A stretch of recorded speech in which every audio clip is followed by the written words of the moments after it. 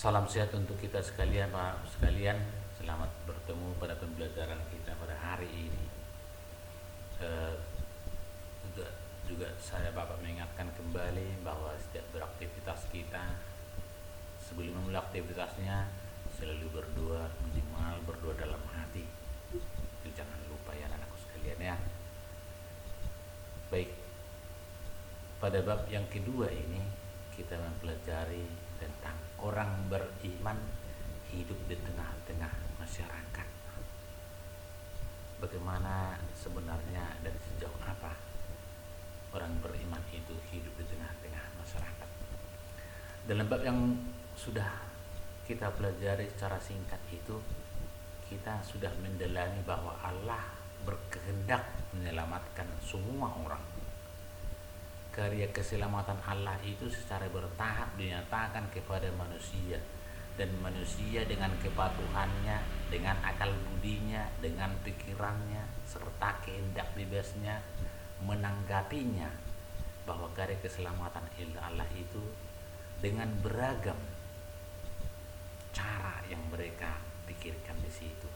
Namun dengan agama dan beriman mereka harus mengetahui dan menanggapi karya yang baik itu dalam kehidupannya. Karya keselamatan yang ditawarkan Allah mencapai puncak dan kepenuhannya dalam diri Yesus Kristus. Apa itu? Dia rela mati di kayu salib dan bangkit kembali demi menunjukkan bahwa Yesus sendiri rela mati untuk menebus dosa-dosa manusia. Maka bagi umat Kristiani, Yesus Kristus menjadi pusat hidup iman semua orang. Tapi orang-orang beriman, Yesus Kristus diimani sebagai penyelamat dan menjadikannya sumber keselamatan. Maka dikatakan, akulah jalan, akulah kebenaran, dan akulah hidup. Itu adalah sabda Yesus. Yesus adalah sumber hidup iman Kristiani. Jadi kekhasan iman Kristiani dibandingkan dengan iman dalam agama lain terletak pada pribadi Yesus Kristus sendiri, yang tidak hanya diimani sebagai nabi utusan Allah, tetapi sebagai pengantara antara Allah dan manusia.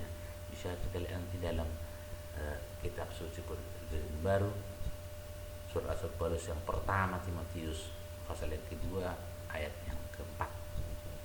Walaupun telah wafat, namun tetap hidup dan berkarya di dunia ini melalui rohnya. Maka anak-anakku sekalian, apa sebagai hak dan kewajiban kita sebagai orang beriman dalam anggota gereja? Di dalam setiap perkumpulan, termasuk dalam persekutuan gereja ini, setiap anggota yang ada di dalamnya selalu memiliki kewajiban dan juga hak yang bisa mereka laksanakan ataupun mereka peroleh. Itu adalah bagian daripada orang beriman hidup di dalam gereja. Yang kedua, sebagaimana sebuah persekutuan atau perkumpulan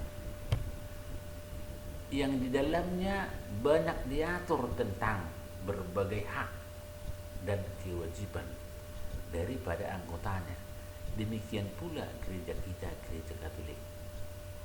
Jika mau menerima haknya, kita harus memberikan kewajiban kita daripada anggota. Contoh, diriku atau anak-anak sekalian,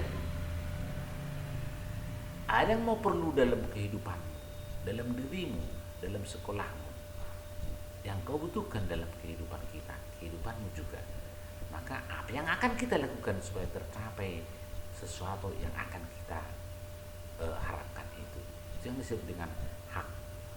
Maka kita harus melaksanakan kewajiban kita. Gereja Katolik juga mengatur tentang hak dan kewajiban umat beriman untuk kelangsungan pelayanan dan hidup dari gereja dan jemaat. Maksudnya di situ ada aturan dan peraturan yang akan kita laksanakan, yang harus kita lakukan dalam hidup menggereja kita. Untuk itu para anak-anakku sekalian, sebagai anggota gereja, maka ada beberapa kegiatan kegerejanian yang akan kita laksanakan dalam gereja kita. Misalnya, sebagai umat kita harus ikut berpartisipasi dalam perkembangan baik fisik gereja itu sebagai orang beriman, tetapi juga sebagai para anak-anak kami sekalian, Areka, Asmika, juga OMK.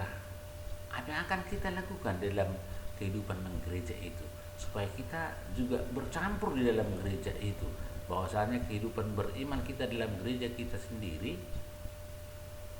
kita boleh melaksanakan kewajiban kita, melaksanakan tanggung jawab kita sebagai umat beriman dalam gereja kita sendiri. Misalnya sebagai Areka, misalnya boleh menjadi anggota misioner dalam petugas di gereja, atau minimal melaksanakan ikut bertanggung jawab dalam gereja kita masing-masing.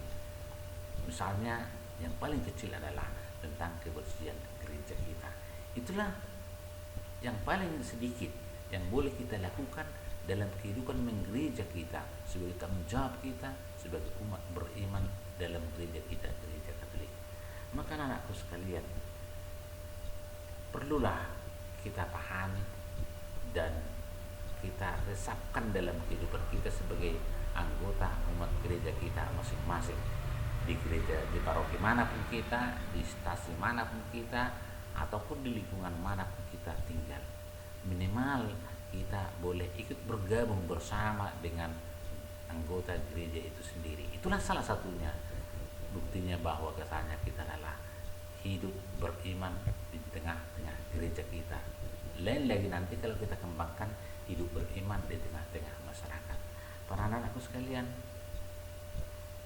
untuk menulis ini nanti di buku catatanmu dengan baik, boleh nanti dilihat di deskripsi situ ya, ada linknya di situ, nanti buka itu, tulislah dengan baik di buku tulismu, terutama untuk dipahami ini. Sampai untuk dipahami kalian tulis di buku catatanmu sendiri dengan baik.